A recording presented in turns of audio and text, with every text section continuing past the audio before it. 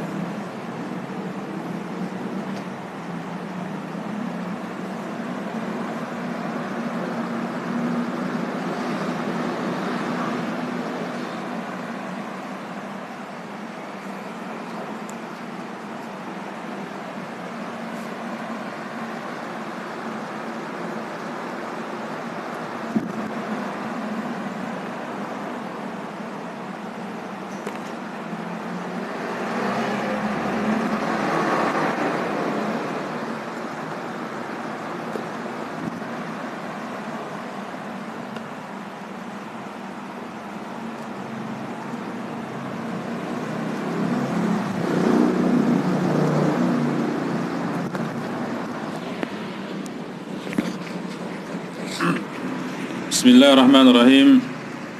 Assalamualaikum warahmatullahi wabarakatuh. Innal hamdalillah nahmaduhu wa nasta'inuhu wa nastaghfiruh wa na'udzu billahi min shururi anfusina wa sayyiati a'malina.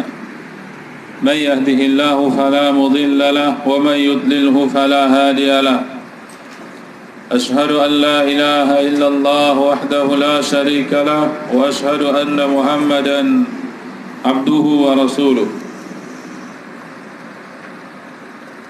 قال ربنا جل وعلا يا أيها الذين آمنوا اتقوا الله حق تقاته ولا تموتن إلا وأنتم مسلمون. أما بعد، فإن أصدق الحديث كتاب الله وخير الهدي هدي محمد صلى الله عليه وسلم وشر الأمور محدثاتها فإن كل محدثة بدعة وكل بدعة ضلالة وكل ضلالة في النار. أيها الإخوة والأخوات رحمني ورحمكم الله تعالى. InsyaAllah di pagi hari ini kita akan melanjutkan pembacaan kita terhadap hadis yang ke-10 dari Arba'in, hadis yang ke-11 dari hadis-hadis Arba'in Nawawiyah. Namun sebelum kita melanjutkan, ada baiknya kita saling mengingatkan yang berhubungan dengan masalah dekatnya bulan Ramadan. Dekatnya bulan Ramadan. Sama-sama kita ketahui bahwa berpuasa di bulan Ramadan adalah salah satu di antara rukun-rukun Islam. Berpuasa di bulan Ramadan adalah rukun yang keempat dari rukun Islam. Ini menunjukkan pentingnya bagi kita untuk mengerjakan berpuasa di bulan Ramadan. Dan juga sama-sama kita ketahui bahwa rukun puasa tersebut ada dua. Rukun puasa secara umum, baik dia puasa wajib atau puasa mustahab, itu ada dua. Yang pertama an-niyah, yang pertama niat. Kemudian yang kedua al-imsaku anil muftirati, ya, menahan diri dari pembatal-pembatal puasa.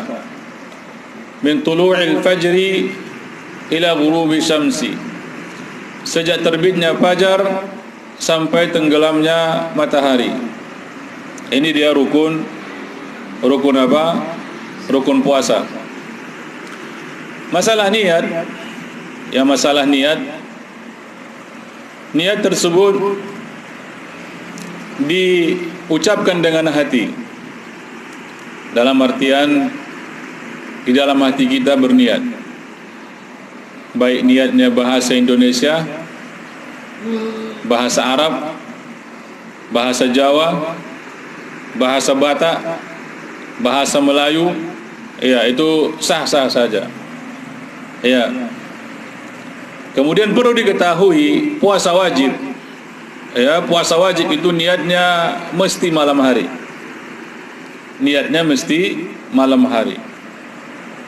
Jadi orang-orang yang lupa berniat di malam hari, maka puasanya tidak sah. Puasanya tidak sah. Dalam berniat di bulan Ramadan itu ada dua cara niatnya, ada dua cara. Yang pertama, contohnya besok hari pertama bulan Ramadan. Waalaikumsalam. Besok hari pertama bulan Ramadan. Maka nanti malam kita biasanya sudah apa? Salat tarawih, ya. Salat tarawih. Maka sebelum atau setelah salat tarawih kita berniat untuk berpuasa 1 bulan penuh. Untuk apa? Berpuasa 1 bulan penuh. Ya, di dalam hati juga.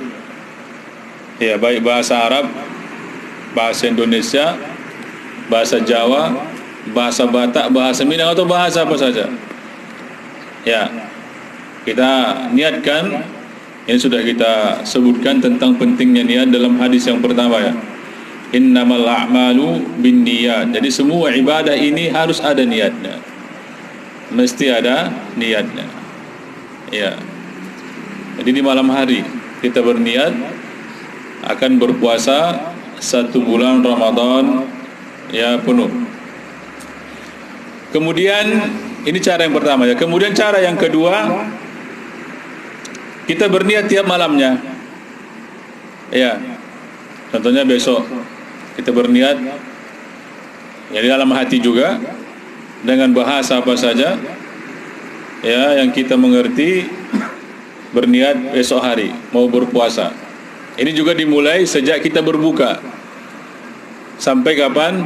Sampai, ya, masuknya waktu subuh. Jadi kita berniat di malam hari setiap malam. Besok berpuasa, besoknya lagi berniat lagi malam kedua, malam ketiga, malam keempat, malam kelima, malam keenam, malam ke-7 sampai malam ke-29 atau malam ke-30. Ini cara yang kedua, setiap malam. Namun sebaiknya cara ini digabungkan. Cara ini digabungkan. Maksudnya bagaimana? Di awal bulan Ramadan kita berniat. Ya, setelah sholat maghrib kita berniat bahwa kita akan berpuasa 1 bulan penuh. Kemudian nanti per malamnya kita berniat lagi. Per malamnya kita berniat. Ya, seandainya kita lupa untuk berniat, karena kita ulangi, niat ini adalah, ya, rukun. Niat adalah rukun. Apabila tidak kita kerjakan, tidak sah ibadah kita. Ya, niat ini adalah rukun. Apabila tidak kita niatkan, maka tidak sah ibadah kita. Ya, mungkin ada di antara kita yang pernah mengalaminya, lupa masang niat. Karena kebiasaan kan, habis buka ya buka, tidak ada di hatinya besok mau puasa lagi, tidak ada. Tidak terbetik di hatinya besok untuk puasa. Terbetik saja di hati kita besok mau puasa, itu sudah niat. Ya, enggak perlu kita paksakan harus dihadirkan, tidak. Namun terkadang kita lupa. Sama kayak kita sholat kan, kayak sholat, enggak apalah kita niatkan, datang sendiri niatnya. Ya, mungkin dia setelah berbuka, setelah sholat isya tidur karena kecapean, bangunnya pas adzan subuh. Adzan apa? Adzan subuh. Tak sempat sahur dia. Tak sempat sahur. Kalau biasanya kita sahur, sudah ada niat kita besok untuk berpuasa. Ya. Namun kalau dia tidak sempat sahur, ada kemungkinan, namun ini jarang. Ya, karena pernah dahulu kita mendapatkan pertanyaan seperti ini, lupa niat dia di malamnya. Lalu kita sebutkan, ya, berdasarkan sebahagian fatwa ulama, bahwa puasanya tidak sah. Kalau dia lupa berniat di malam hari, lupa dia, maka puasanya tidak sah. Namun jangan juga was-was, ini akan kita bahas nanti. Barakallahu fikum, was-was. Tadi malam aku niat atau tidak ya? Iya, tadi malam aku niat atau tidak? Dia sudah berpuasa, maka ini nanti ada pembahasannya. Nah, jadi itu yang perlu kita ingatkan berhubungan dengan dekatnya bulan Ramadan. Kemudian yang kedua yang perlu diingatkan, mulailah kita melatih diri. Melatih diri untuk apa? Untuk melakukan ibadah-ibadah yang berhubungan dengan bulan Ramadan. Seperti sholat tarawih. Kita mulai latih sholat apa? Sholat malam. Demikian juga membaca Al-Quran. Ya, ini ibadah-ibadah yang erat hubungannya dengan bulan Ramadan. Sholat tarawih, ya, membaca Al-Quran. Demikian juga yang ketiga, Waalaikumsalam warahmatullahi wabarakatuh. Kita juga melatih untuk apa? Untuk meninggalkan perkara-perkara yang membatalkan pahala puasa. Meninggalkan apa? Meninggalkan perkara-perkara yang bisa membatalkan pahala puasa. Kalau meninggal, Waalaikumsalam warahmatullahi wabarakatuh.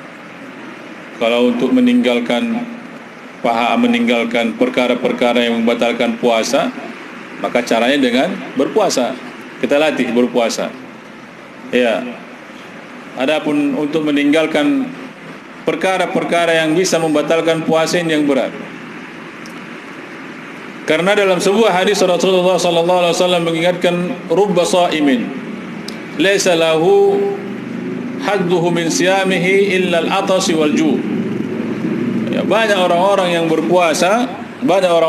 berpuasa namun dia tidak dapat bagian, dia tidak dapat jatah dari puasanya kecuali hanya sekedar lapar dan dahaga saja. Dahaga dan lapar saja. Maksudnya apa? Dia tidak dapat pahala. Ini perlu kita pahami, barakallahu fikum, bahwa ibadah-ibadah tersebut atau ibadah-ibadah kita harus kita perhatikan. Ibadah-ibadah kita wajib untuk kita perhatikan. Apakah sesuai dengan syarat dan rukunnya?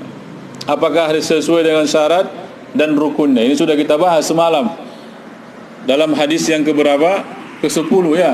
Innallaha thayyibun la yaqbalu illa thayyiban. Allah itu maha baik dan tidak menerima kecuali yang baik-baik saja. Ya, ibadah apabila tidak baik tidak diterima oleh Allah Subhanahu wa taala. Ya. Baru yang kedua, ada perbuatan-perbuatan yang menyebabkan ibadah tersebut tidak diterima oleh Allah Subhanahu wa taala. Contohnya orang-orang yang minum khamar. Semalam kita dihebohkan dengan adanya semacam kepres pelegalan miras.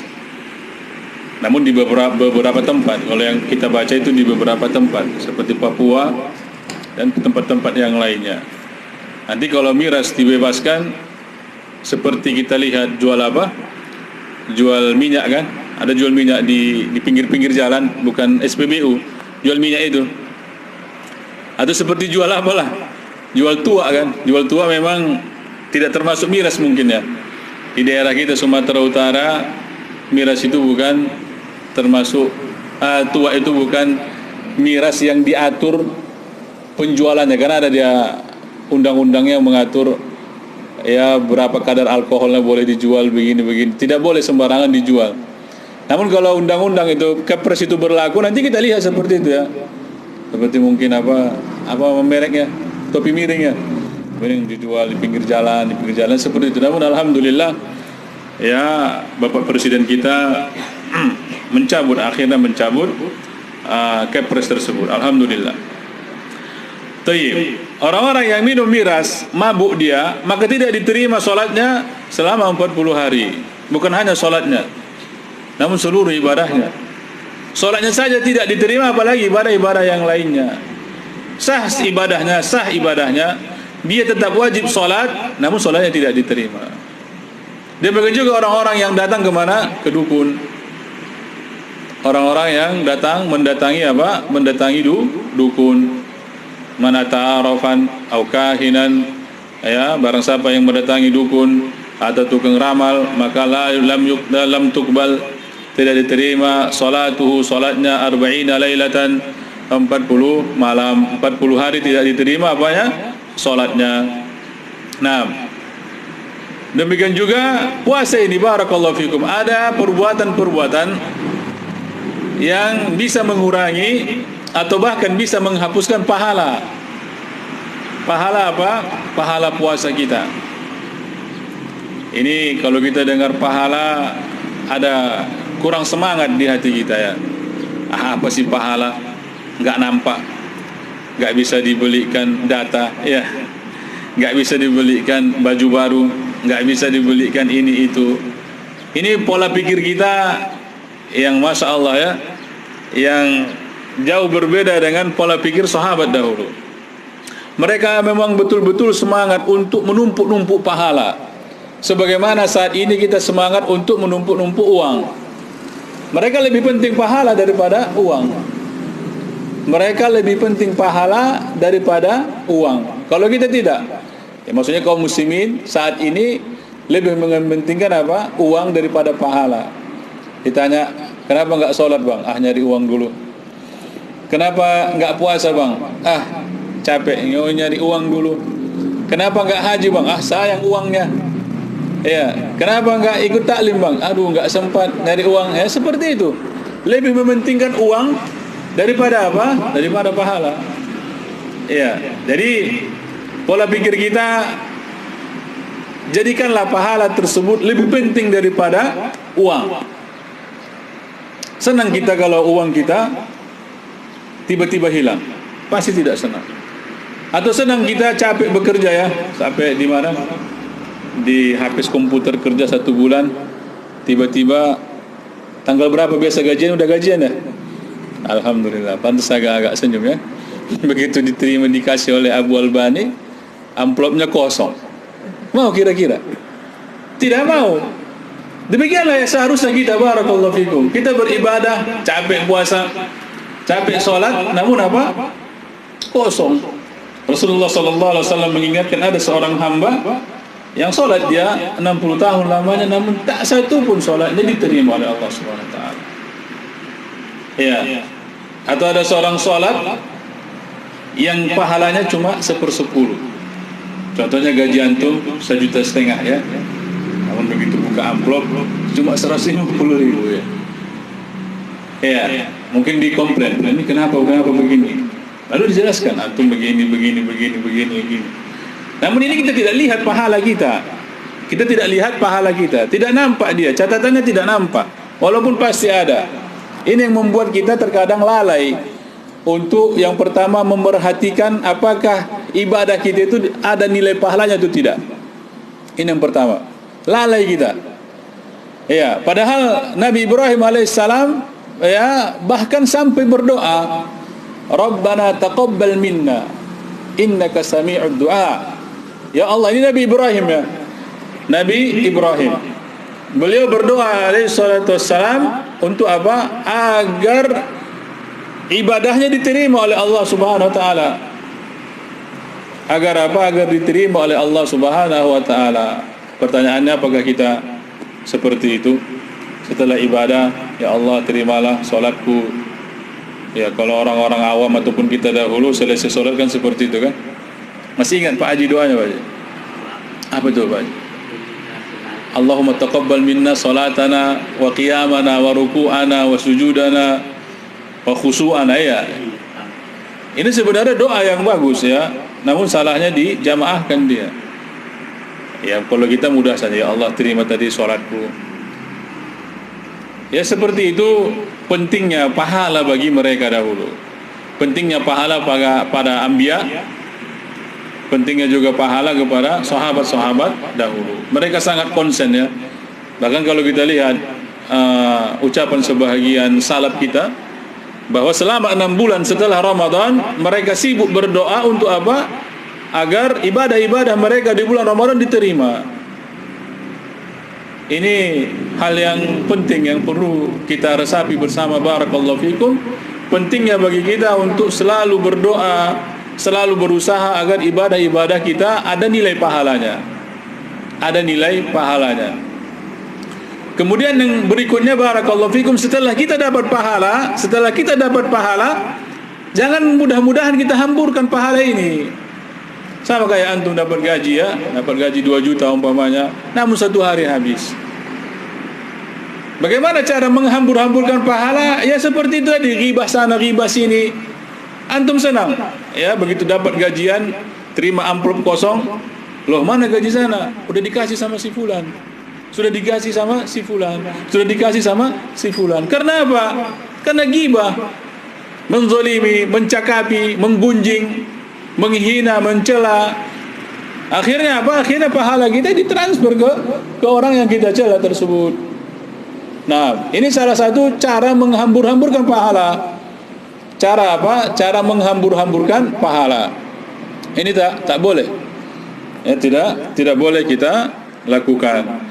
Jadi sebelum masuknya bulan Ramadan, perlu bagi kita untuk menahan diri kita dari hal-hal yang bisa membatalkan pahala puasa.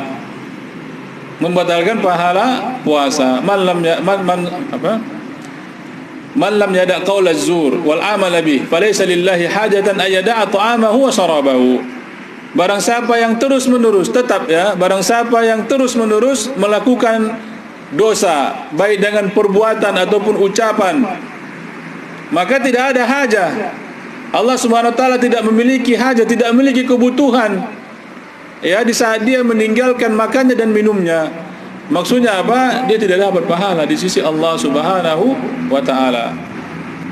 Padahal sudah sama kita ketahui besarnya pahala puasa. Asyamu li wa ana ajzi'u bih. Allah Subhanahu wa taala berfirman dalam sebuah hadis kursi, asyamu li wa ana ajzi'u bih. Puasa itu adalah untukku dan aku yang akan membalasnya nanti di hari kiamat. Baik, itu mungkin beberapa hal yang perlu kita sampaikan dalam menyambut bulan Ramadan. Namun terkhusus kepada ibu-ibu atau mungkin kita ya yang masih memiliki hutang puasa ya maksudnya.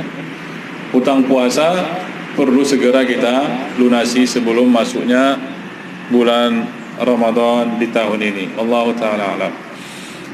Kita masuk hadis yang ke-11, al-hadithul hadi asyara an Nabi Muhammadin al-Hasan ibn Ali ibn Abi Talib sibti Rasulullah sallallahu alaihi wasallam wa raihanatihi radhiyallahu anhuma qala hafidtu min Rasulillah sallallahu alaihi wasallam da' ma yuribuka ila ma la yaribuka rawahu at-Tirmidzi wan Nasa'i wa qala at-Tirmidzi hadithun hasanun sahihun. An Nabi Muhammad, ini kunyah ya, kita disyariatkan untuk memiliki kunyah seperti Abu Albani itu kunyah, Abu Ayyub itu kunyah, Pak Haji Abu apa Pak Haji? Abu Ajib, Abu Hatim ya, Ajib. Tayyib. Jadi ya, Abu ataupun kunyah demikian juga untuk perempuan ummu seperti Ummu Kulthum, Ummu Habibah, Ummu Salamah, itu kunyah disunnahkan juga bagi siapa? Bagi ibu-ibu, bagi perempuan untuk apa? Untuk memiliki kunyah walaupun kita belum menikah. Antum kunyahnya siapa? Belum ada. Ya, sebaiknya ada. Ya cari dia kunyahnya. Al-Hasan ibni Ali, Al-Hasan ibni Ali radhiyallahu taala anhuma. Al-Hasan ini dilahirkan sekitar tahun 3 Hijriah. Ya, karena Ali radhiyallahu taala anhu menikah dengan Fatimah di sekitar tahun kedua Hijriah. Lahirnya Hasan itu tahun ketiga Hijriah. Kemudian disusul lahirnya Husain di tahun keempat Hijriah, sekitar tahun itu. Jadi Al-Hasan ini adalah anak tertua dari Ali bin Abi Thalib beserta Fatimah radhiyallahu taala anhuma. Ya, Hasan adalah cucu dari Rasulullah sallallahu alaihi wasallam. Sibti. Sibti itu dalam bahasa Arab disebut dengan, dalam bahasa Indonesia, cucu dari anak perempuan. Kalau cucu dari anak laki-laki namanya hafidun. Hafidun. Itu cucu dari anak laki-laki. Namun kalau cucu dari anak perempuan disebut dengan sibti. Namun terkhusus untuk Rasulullah sallallahu alaihi wasallam, ini juga sudah pernah kita sebutkan, terkhusus untuk Rasulullah sallallahu alaihi wasallam nasab beliau bersambung dari anak perempuan. Nasab beliau bersambung dari anak perempuan. Ini khusus untuk beliau. Namun kalau kita, marga tersebut diturunkan dari anak laki-laki. Ya, umatnya secara umum ya, nasab atau marga itu diturunkan dari anak laki-laki atau pihak laki-laki. Ya, dari ayah ke anak laki-lakinya, ke cucu laki-lakinya dan seterusnya. Namun untuk Rasulullah sallallahu alaihi wasallam, nasab beliau ya bersambung dari anak perempuan. Ya, wallahu alam. Dia berkata, berarti kalau beliau lahirnya di sekitar tahun ketiga Hijriah, berapa usia beliau di saat Rasulullah sallallahu alaihi wasallam wafat? Sekitar 8 tahun. Karena Rasulullah sallallahu alaihi wasallam wafat ya di tahun ke-11 Hijriah. Jadi dalam ilmu hadis ya, anak-anak yang seperti ini, anak-anak yang sudah 8 tahun sudah bisa untuk tahammul. Untuk apa? Untuk menerima hadis. Anak-anak yang berusia 8 tahun, 7 tahun, 8 tahun itu sudah bisa apa? Sudah bisa menerima hadis. Ya, maksudnya dia sudah mulai mengingat di sana, sudah paham. Seperti Al-Hasan. Ya. Beliau mendengar langsung dari Rasulullah sallallahu alaihi wasallam, "Da'ma yaribuka ila ma la yaribuka." Tinggalkanlah perkara yang meragukanmu. Tinggalkanlah perkara yang meragukanmu dan ambillah perkara yang tidak meragukanmu. Tinggalkan perkara-perkara yang meragukan. Nanti akan disebutkan syarahnya oleh beliau. Taib. Di sini disebutkan rawahu At-Tirmidzi. Abu Albani, siapa nama Imam At-Tirmidzi? Lupa. Muhammad ibnu Isa, Abu Isa At-Tirmidzi. Muhammad ibnu Isa, Abu Isa, kunyahnya Abu Isa At-Tirmidzi. Salah seorang murid dari Imam Bukhari, At-Tirmidzi. Dan bukan juga Wan Nasa'i. Ada sebagian ulama menyebutkan Wan Nisa'i. Nisa'i itu banyak istrinya. Ya, banyak istrinya. Banyak perempuannya maksudnya. Selain dia memiliki 4 orang istri, dia memiliki banyak budak. Ya, ini An-Nisa ini, An-Nasa ini tampan orangnya, udah kaya, tampan pula. Ya, jadi ya bisa beristri 4. Perlu kita ingatkan barakallahu fikum di saat Allah Subhanahu wa taala berfirman, "Fankihu ma taba lakum minan nisa'i masna wa thulatha wa ruba'." Ya, dalil tentang apa? Ta'addud atau poligami. Maka orang Arab pada saat itu mengurangi istrinya. Ada yang istrinya 10. Berarti dikurangi berapa? 6. Ada yang istrinya 8, ada yang istrinya 7, ada yang istrinya 6. Jadi bukan pikirannya untuk menambah, bukan. Jadi ayat ini turun, orang-orang Arab atau sahabat pada saat itu mengurangi istrinya. Ya, memang demikian kultur mereka, biasa beristri banyak. Ya. Kalau kita menjadikan ayat ini untuk menambah, ya kan? Orang Indonesia ya sampai hari ini ya kita ayat ini untuk menambah. Namun kalau orang Arab tidak, untuk mengurangi. Turunnya ayat ini pertama kali turun ya. Pertama kali turun ayat ini menyebabkan sahabat mengurangi istrinya. Ya, sebagian sahabat mengurangi istrinya. Ada yang istrinya 10 kurangi. Ada yang istrinya 8 dikurangi. ada yang istrinya 6 dikurangi, ada istrinya 5 dikurangi. Iya. Nah, demikian itu perlu kita jelaskan tentang apa? Tentang ayat ini.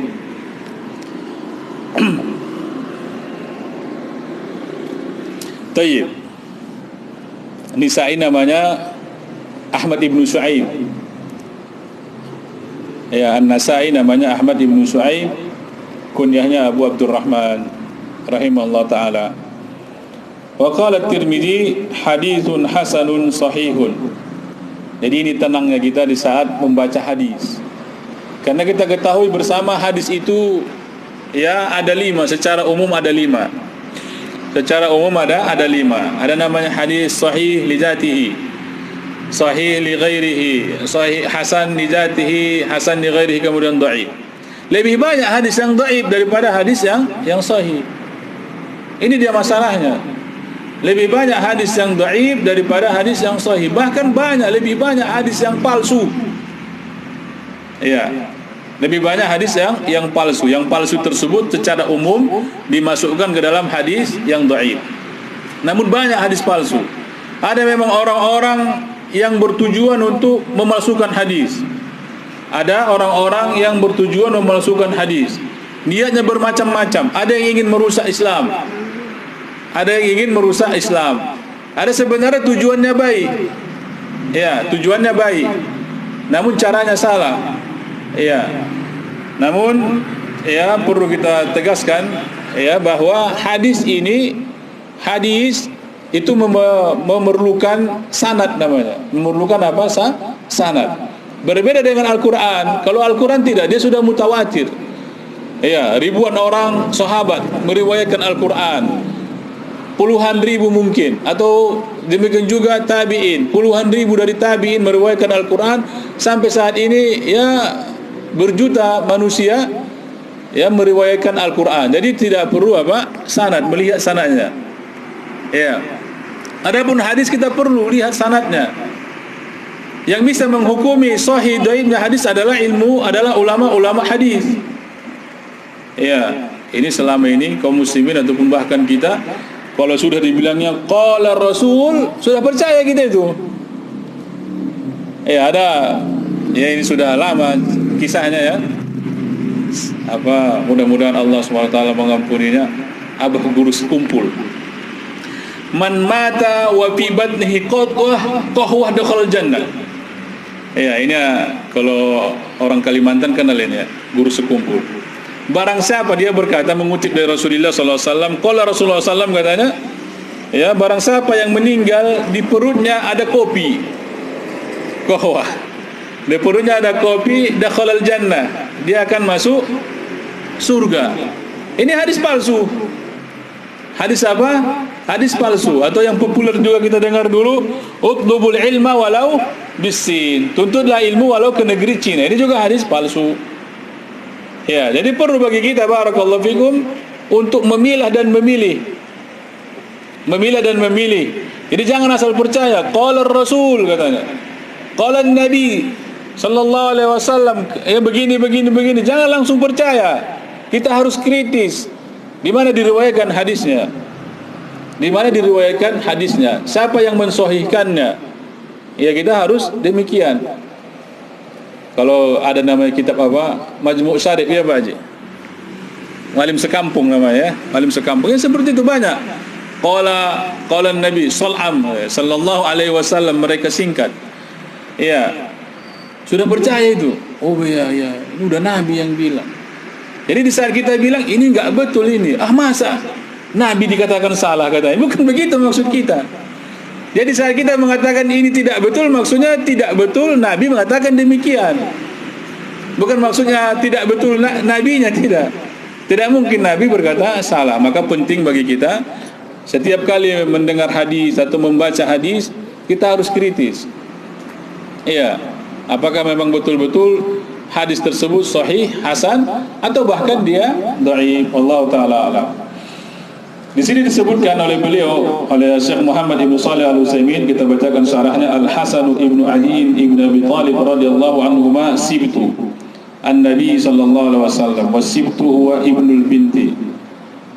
Jadi Al-Hasan itu adalah cucu perempuan, cucu laki-laki atau cucu dari anak perempuan, ya, cucu dari anak perempuan. Adapun cucu dari anak laki-laki dalam bahasa Arab disebut hafidun. Disebut apa? Hafidun. Kalau kita mungkin tidak membedakan, ya, cucu baik dia dari anak laki-laki ataupun cucu dari anak perempuan. Wa qad wasafahu an-nabiy sallallahu alaihi wasallam bi annahu sayyidun faqala inna ibni hadha sayyidun wa sayuslihu Allah bihi baina fi'atayn minal muslimin. Ya, ini salah satu keutamaan Al-Hasan. Keutamaan Al-Hasan. Inna ibni hadha sayyidun. Rasulullah sallallahu alaihi wasallam mengatakan anakku ini. Anakku ini dalilnya bahwa Al-Hasan itu adalah anak dari Rasulullah sallallahu alaihi wasallam, maksudnya cucu. Dan orang Arab, perhatikan, tidak mengatakan cucu ibni, tidak mengatakan ibni kepada cucu dari anak perempuan. Orang Arab ataupun kaum muslimin seperti itu. Ya. Yang dikatakan cucu ataupun ibni adalah cucu laki-laki dari anak laki-laki. Nah, jadi ini dalilnya, salah satu dalil bahwa Rasulullah sallallahu alaihi wasallam memiliki kekhususan, yaitu menasabkan ataupun meneruskan nasabnya melalui anak perempuannya. Wa sayuslihu Allahu bihi fi'ataini baina fi'ataini muslimin. Allah Subhanahu wa taala akan islahkan, akan damaikan dengan sebabnya, ya, dua kelompok besar, ya, dalam sahih riwayat lain azimata ini, dua kelompok besar dari kalangan kaum muslimin. Ya, ini kalau kita lihat sejarah di tahun ke-40 Hijriah, ya, terjadinya ini Amul Jamaah, sehingga disebut dengan Amul Jamaah.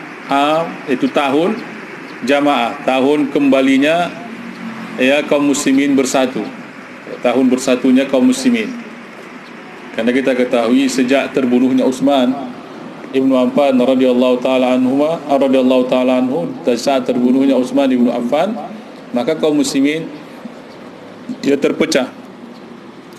Ya, kita ingat perang Jamal antara Zubair bin Awam, Talhah bin Ubaidillah dengan pasukan Ali. Demikian juga perang Siffin antara Muawiyah, Amr bin As melawan Ali juga. Namun ada ibrah di sini, barakallahu fikum. Kita ingin sebutkan, di saat terjadinya perang saudara ini, mayoritas sahabat, atau bisa dikatakan 90% sahabat, 90% sahabat tidak ikut-ikutan. Mereka diam. Tidak ikut pihak Ali, tidak ikut pihak Muawiyah, tidak ikut pihak Ali, tidak ikut pihak Zubair bin Awam di perang Siffin. Mereka tidak ikut-ikutan. Mayoritas sahabat, ya, Abdullah bin Umar, Usama bin Zaid, Sa'ad bin Abi Waqqas, dan sahabat-sahabat yang lainnya, mereka tidak ikut-ikutan dalam perang ini. Dan inilah jalan yang benar. Ya, di saat ada konflik, di saat ada fitnah, sebaiknya kita menahan diri kita. Ya, kalau bisa mendamaikan. Ya. Jadi ini ibrah bagi kita, barakallahu fikum, di saat terjadi perang saudara antara sesama kaum muslimin. Terlebih lagi hanya sekedar masalah perebutan kekuasaan. Perebutan kekuasaan. Ya, ada pemberontakan, ada sebaiknya kita jangan ikut-ikutan. Ya, sebaiknya jangan ikut-ikutan. Nah, jadi yang dimaksud dengan baina fi'atain, di antara dua kelompok adalah kelompok pada saat itu kelompok Syam dengan kelompok Irak. Ya, kalau kita lihat peta ini memang berbatasan ini. Syam dan Irak itu berbatasan. Ya. Jadi sudah mau berangkat perang ini. Ya, agar agar Muawiyah mau membaiat ataupun tunduk kepada pemerintahan Hasan. Lalu Hasan, ya, melihat pasukannya. Ya, beliau lihat berapa banyak lagi janda-janda akan, ya, timbul. karena suami-suaminya meninggal dunia. Berapa lagi anak-anak yatim akan terjadi karena ayahnya meninggal dunia. Akhirnya apa? Akhirnya dia lepaskan jabatan apa? Khilafahnya. Dia berbaiat kepada Muawiyah di tahun ke-40 Hijriah. Ini disebutkan oleh Rasulullah sallallahu alaihi wasallam, sayuslihu bihi bainan nas. Allah Subhanahu wa taala akan damaikan dua kelompok besar kaum muslimin nanti di masanya. Ini 30 tahun setelah Rasulullah sallallahu alaihi wasallam meninggal dunia. Ya. Jadi sahabat yang menyaksikan ini Abu Bakrah ya menyebutkan hadis yang kita riwayatkan tadi. Dan Masya Allah, ini adalah dalailun nubuwah, menunjukkan bahwa Nabi kita adalah betul-betul Nabi. Ya, dalam artian beliau ya mengetahui perkara yang gaib dengan perantaraan wahyu dari Allah Subhanahu wa taala. Ya.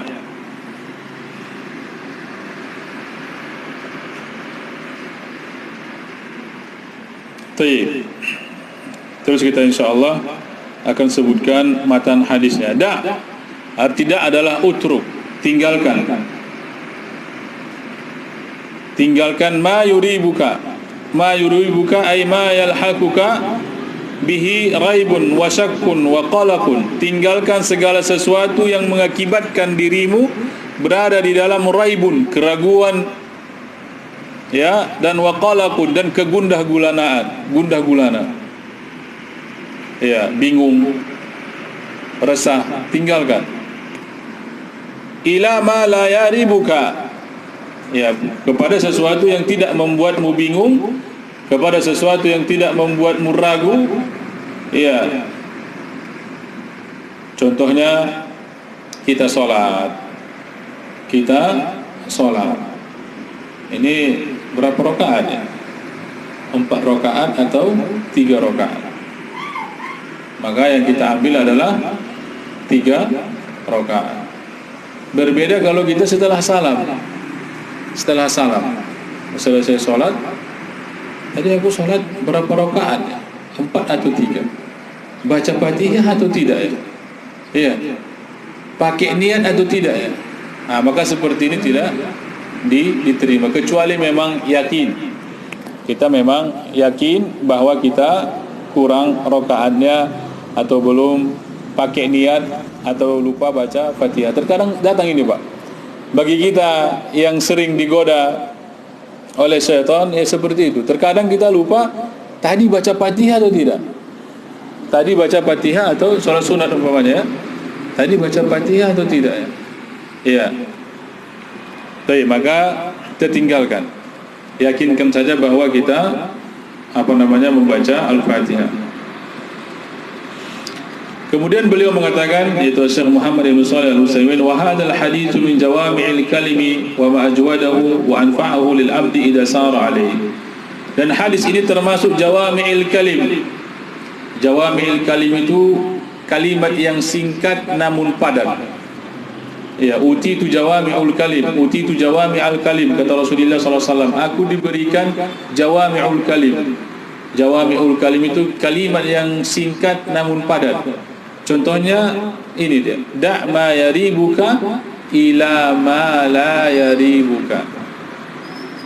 Dan kalimat ini sangat bagus, sangat baik, sangat bermanfaat bagi kita apabila kita mengamalkannya. Ya, apabila kita mengamalkannya. Ini bajuku ada kena najis atau tidak ya? Ya, aku tadi udah batal wudu atau tidak ya? Aku sudah wudu atau tidak ya? Ayat seperti ini. Ya, keraguan-keraguan, intinya setiap kita ragu, maka keraguan tersebut batal dengan sesuatu yang yakin. Contohnya kita bangun apa? Bangun pagi, bangun subuh. Ya, kemudian kita ragu, aku sudah wudu atau tidak ya? Mana yang kita ambil? Belum wudu. Aku sudah wudu atau tidak ya? Berarti belum wudu. Kemudian kita berwudu. Kemudian ada keraguan, wuduku batal atau tidak ya? Mana yang kita pakai belum batal. Karena kita yakin berwudu, kita ragu batal atau tidak. Iya. Ini masalah ini barakallahu fikum, banyak kaum muslimin yang menderita penyakit waswas namanya. Penyakit apa? Waswas. Iya. Terkadang dia mau mengangkat takbirnya lama kali karena waswas.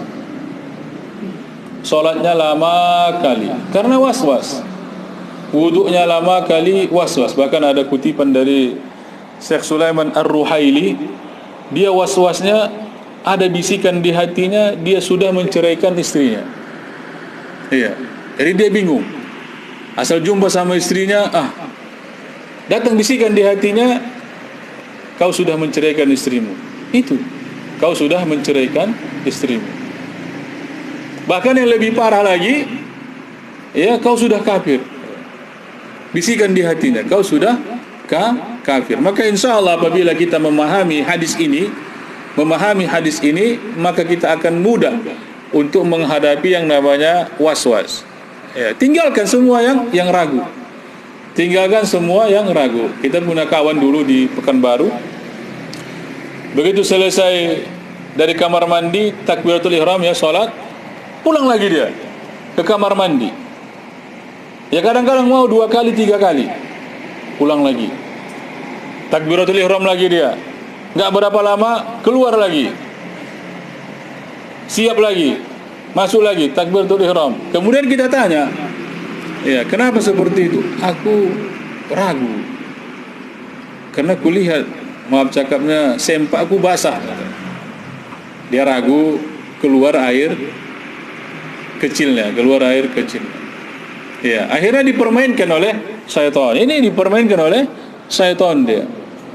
Ya, ada kita juga pernah melihat, ya, takbiratul ihram, Allahu Akbar, enggak cocok. Allahu Akbar, enggak cocok. Allahu Akbar. Begitu imam mau ruku baru cocok. Allahu Akbar, langsung ruku. Ya. Tayyib, ini apa namanya? Mungkin ada fase di antara kehidupan kita yang sering kita ragu dalam masalah solat atau masalah wudu atau masalah kesucian diri kita di saat solat, kebersihan diri kita di saat solat. Maka teorinya mudah. Ini dia teorinya. Ini dia kaidahnya. Da' ma yaribuka ila ma la yaribuka. Tinggalkan, ya, yang ragu, ambil yang yakin. Tinggalkan yang ragu, ambil yang yakin. Ya. Kalau bertemu keraguan dengan keyakinan, kalah keraguan.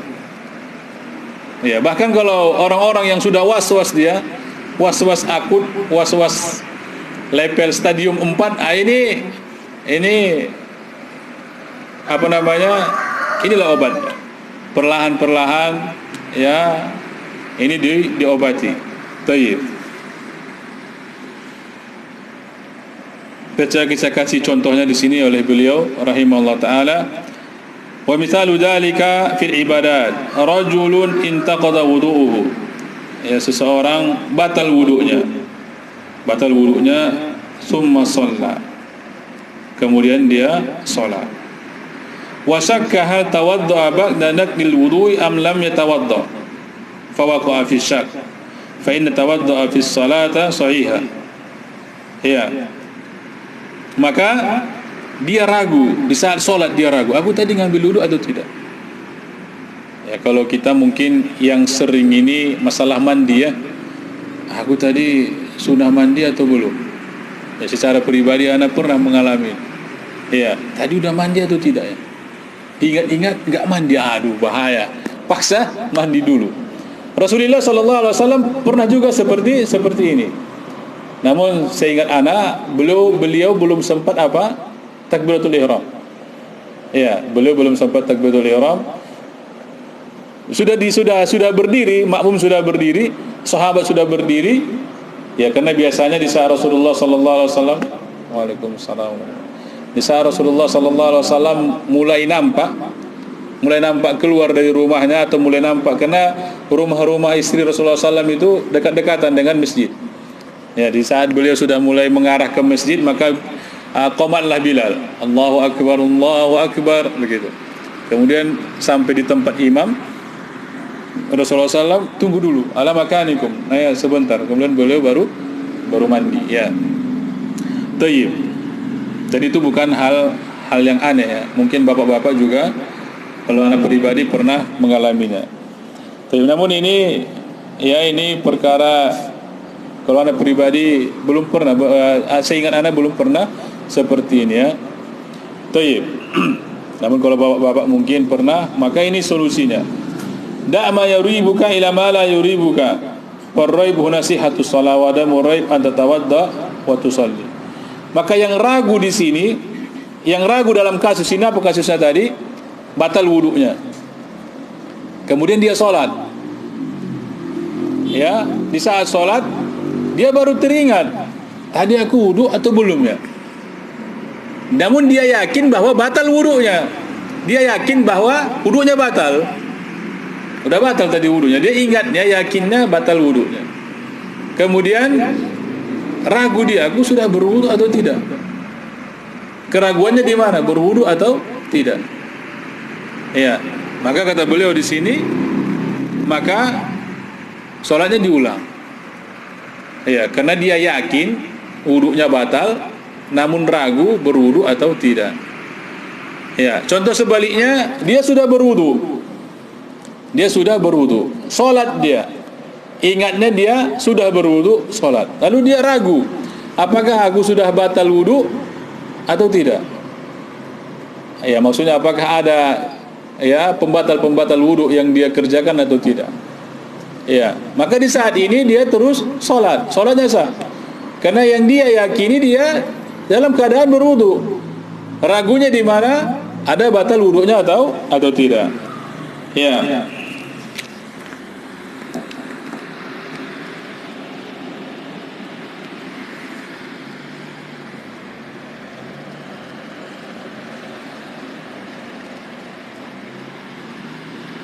Tayyib. Mungkin sebelum ditutup ada pertanyaan, kita persilahkan.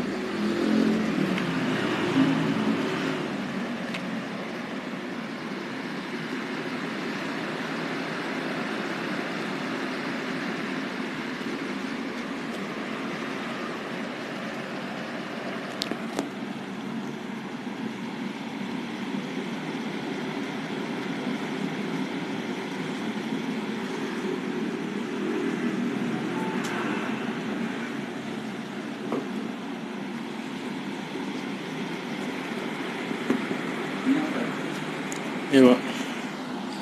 Jangan pertanyaannya, ulangi kajiannya, Ustaz. Berkenaan dengan keraguan dalam sholat. Iya, Pak. Kalau misalnya kita kayak buang angin kecil itu kan kalau kita seperti kayak di setan gitu katanya. Insya Allah kita yakin dia udah sholat aja gitu. Tapi kalau kita misalnya kayak tipis atau nggak tipis itu kita gimana? Tayyib. Yang pertama tadi masalah buang angin. Ada sebuah hadis ya dari Rasulullah SAW yang berhubungan dengan ini. Ada seorang sahabat yukhayyaru ilaih, ya, dikhayalkan kepadanya, diragukan kepadanya bahwa dia buang apa? Buang angin.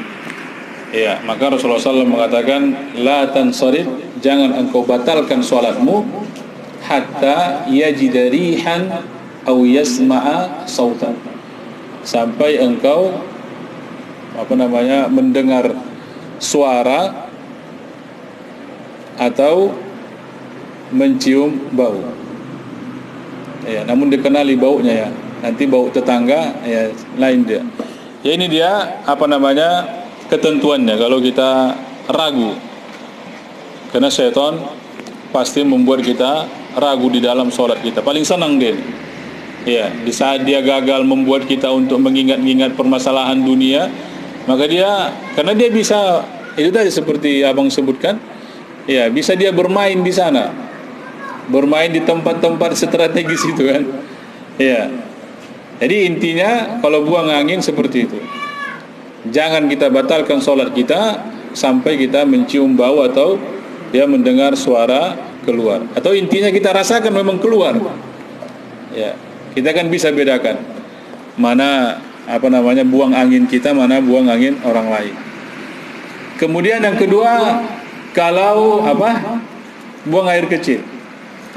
Buang air kecil maka dia tetap sama apanya sampai kita merasakan ada yang mengalir di sana, mengalir. Kan bisa juga kita rasakan itu, mengalir dari tempat biasanya. Kalau baunya nggak ada baunya itu kan. Kalau buang air itu tidak ada baunya. Iya, kalau buang air itu tidak ada baunya. Maka yang kita jadikan patokan itu adalah terasa atau tidaknya keluar dari jalan biasanya. Iya. Ini biasanya sudah ditahan-tahan ini. Biasanya sudah ditahan-tahan. Kalau tidak ada yang menahan-nahan tiba-tiba dia keluar, ini mudah bagi kita. Iya. Tidak adanya kita tahan-tahan cakapnya kentut kita, tidak ada kita tahan-tahan buang air kecil kita, maka ini ya bisa dikatakan yakin ini permainan permainan setan. Ya, tiba-tiba keluar angin. Ini jarang ini. Yang sering itu kita tahan-tahan. Ya, maka ini kita perlu waspada. Rasulullah sallallahu alaihi wasallam dari Aisyah mengingatkan bahwa la salata bi hadratit ta'am wala huwa yadfa'u al-akhbathan. Tidak ada salat maksudnya kurang keutamaan salatnya, nanti disebutkan perinciannya, bagi orang-orang yang salat dalam keadaan makanan sudah dihidangkan. Ya. Makanan sudah dihidangkan. Nah, ini juga perhatian di saat puasa nanti ya. Jangan menghidangkan makanan sebelum sholat maghrib. Ya, jangan menghidangkan makanan sebelum sholat maghrib. Atau kita jangan berada di hadapan makanan.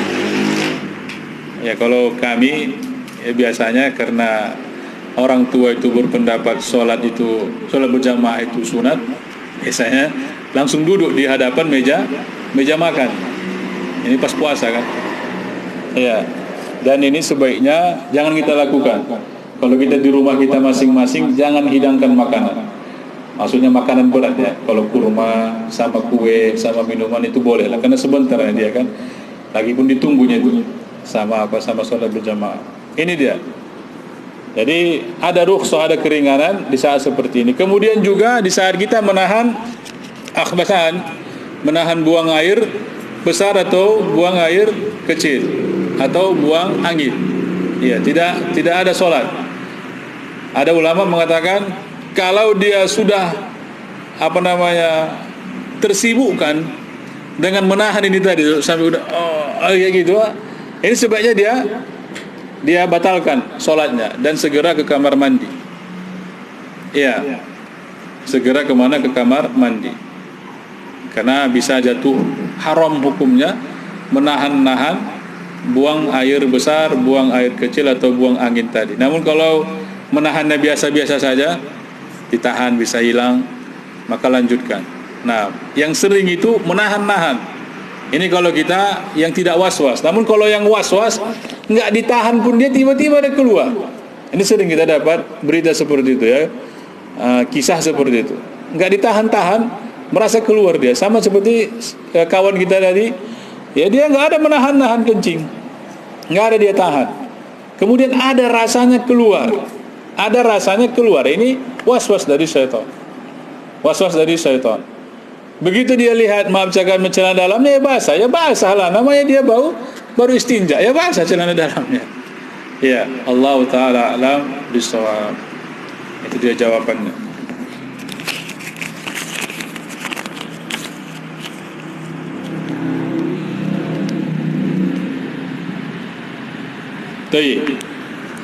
Mengqadha puasa 2 tahun yang lalu belum sempat diqadha. Apakah didabal jumlah mengqadhanya? misalnya tinggal 2 didabal menjadi 4, tidak ya. Jadi siapapun dia, faman kana minkum maridun aw ala safarin fa'iddatun min ayyamin ukhra. Ya, barang siapa yang safar atau sakit, dimasukkan juga wanita-wanita yang haid atau nifas, maka ya cara mengqadanya qadanya adalah dengan membayar sesuai dengan hari yang ditinggalkan. Ya, kalau dia meninggalkan 1 hari, ya tetap 1 hari. Kalau dia meninggalkan puasa 1 hari, maka dia mengqadanya 1 hari, walaupun ya sudah 2 tahun berlalu atau 3 tahun berlalu atau 4 tahun berlalu. Yang ada pendabalan seperti ini ya disebutkan oleh sebagian ulama masalah apa? Masalah fidyahnya. Karena ada sebagian ulama yang menyatakan, contohnya tahun ini, puasa tahun kemarin dia punya utang yang belum lunas 1 hari puasa tahun kemarin. Masuk Ramadan belum terbayar 1 ini ya, belum terbayar juga. Jadi 1 tahun dia tidak sanggup melunasi satu hari puasa. Maka nanti di tahun kedua, di saat masuk Ramadan, setelah Ramadan di Syawal, dia qada yang 1 tadi, tahun yang lewat tadi yang belum sempat dia lunasi, maka kafarahnya memberi makan 1 orang miskin. Kemudian dia tidak sanggup lagi atau lupa atau sebagainya, tahun kedua dia juga gagal. Tahun kedua dia juga gagal untuk mengqada yang 1 tadi. Maka dilipat kali 2. Yaitu 2 orang miskin. Tahun ketiga dia gagal lagi memberi makan 3 orang miskin. Ya. Ini disebutkan sebagian ulama, walaupun tidak ada dalil yang sahih menjelaskan ini. Ini hanya sekedar pendapat para ulama. Allah taala alam bisawab. Adapun puasanya, harinya itu tetap sama. Ya, dia utang 2, bayar 2. Utang 2, bayar 2.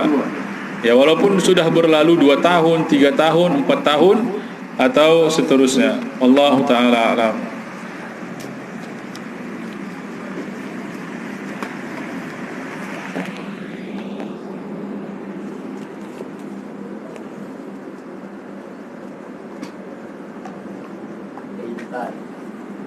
Bagaimana Ustaz kalau orang berwudu sebelum atas dia sholat, apalagi penting sholat, bagaimana Ustaz itu? Yang kita tahu yang saya pernah dalam sunnah ini kan menyapu kepala sekaligus dengan jari, dan dia menyapunya hanya dengan begini, harus ada yang begini, ada yang sengaja. Ini pernah ditanyakan kepada Imam Ahmad rahimahullah ta'ala pertanyaan seperti ini. Dan ini juga Anda tanyakan kepada Bapak.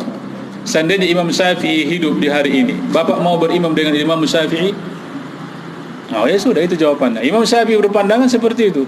Cukup dengan apa namanya? Menyapu-nyapu di nasiyah, di ubun-ubun ini ya, di ubun-ubun. Ya. Itu pandangan Imam Syafi'i. Beliau sama dalilnya dalam surah Al-Maidah, itu ayat yang ke-6 ya. Ya ayyuhalladzina amanu idza qumtum ila sholati faghsilu wujuhakum wa aydiyakum wamsahu bi ru'usikum. Bi ru'usikum. Bi maksudnya di sini adalah ya bitab'id, sebahagian. Ini yang beliau pahami. Imam Syafi'i memahami demikian, bi bitab'id, sebahagian. Sebahagian saja cukup. Kemudian ada hadis dari Mughirah bin Syu'bah, Rasulullah SAW pernah melakukan demikian, ya, mau menyapu ubun-ubunnya. Namun pada saat itu beliau memakai imamah, kemudian baru beliau sapu imamahnya. Tayyib. Jadi intinya seperti itu. Di saat Imam Syafi'i hidup saat ini, ya, apakah kita tidak mau berimam dengannya? Karena kalau tidak salah, Imam Ahmad itu berpandangan keluarnya darah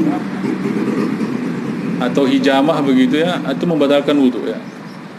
Kemudian ada ulama yang berpandangan tidak. Kalau kita tidak ya. Kemudian dia berkata kalau tidak salah itu Imam Malik atau Imam Sa'id bin Musayyab berpandangan bahwa memang tidak batal wudunya. Demikian juga umpamanya kita lihat imam kita ya makan daging unta. Makan daging unta kemudian dia sholat. Ya tetap juga sama. Ya, bagi kita mungkin tidak sah wudunya, batal wudunya maka tak sah sholatnya. Namun bagi dia sah sholatnya. Ya, kita sholat dengan wudu kita, dia sholat dengan wudu dia. Nah, demikian umpamanya kita berimam dengan mazhab Hanafi. Mazhab apa? Mazhab Hanafi. Mazhab Hanafi itu ya tidak memasukkan Al-Fatihah sebagai rukun sholat. Tidak memasukkan Al-Fatihah sebagai rukun sholat. Namun baca ayat saja. Contohnya Alhamdulillahirabbil alamin, udah rukuk dia. Ya, atau wal asri innal insana lafi khusr. Ya, tidak memasukkan Al-Fatihah sebagai rukun sholat. Dia imam kita. Bagaimana kita? Ya sudah, dia dengan sholatnya sah di sholat dia, sholat kita juga sah. Jadi itu solusinya. Kalau kita bersikeras dalam hal ini, maka terjadilah apa yang terjadi di Masjidil Haram. 4 kali solat dalam satu waktu. Madhab Syafi'i solat dulu, solat mereka dengan imam mereka. Sudah selesai salam, masuk madhab Hambali contohnya. Yang Maliki, kalau yang siapa yang pertama tadi? Syafi'i. Ya, Syafi'i mau pulang, mau solat sunat, ya masuk madhab Hambali, masuk. Yang 2 lagi menunggu, Maliki sama Hanafi menunggu. Selesai Hambali, makmumnya mau pulang, mau zikir, mau solat, masuk Maliki. Hanafi menunggu. Itu yang terjadi. Karena apa? Dalam 4 madhab ini ada seperti Bapak sebutkan tadi. Iya. Dalam madhab Hanafi tak wajib, tak rukun baca Fatihah. Dalam madhab Syafi'i rukun. Berarti nggak sah sholatnya, kan begitu kan? Nggak maulah sholat berjamaah di sana. Iya, seperti itu. Jadi setiap madhab ini ada pembatal sholat yang khusus kepada mereka. Ada juga rukun-rukun sholat. Ya intinya, alhamdulillah bisa bersatu saat ini. Bisa bersatu. Bisa disatukan sebagaimana dahulu sahabat mengimami seluruh sahabat. Rasulullah sallallahu alaihi wasallam mengimami seluruh sahabat. Demikian juga sahabat mengimami tabi'in, demikian juga tabi'in seterusnya. Ini bid'ah ini ya, disebutkan ulama, ini bid'ah yang seperti yang dilakukan ya di sana itu. Sama kayak kita, enggak mau aku sholat sama dia. Kenapa? Ada kunutnya. Ini juga salah ini. Datang pun orang itu, aku nggak mau sholat di masjid sana. Kenapa? Nggak ada kunutnya. Selesai kita kan. Akhirnya tak sholat-sholatan lagi kita. Iya. Tayyib. Tak mau aku sholat di sana. Kenapa? Ada kunutnya. Tidak boleh juga itu. Dia kunut. Kalau kita mau kunut, ikut kunut. Kalau nggak mau ya udah. Jangan kita tinggalkan sholat di sana. Ya, wallahu taala a'lam bishawab. Tidak ada lagi ya. Subhanakallahumma wa bihamdik asyhadu an la ilaha illa anta astaghfiruka wa atubu ilaik. Assalamualaikum warahmatullahi wabarakatuh.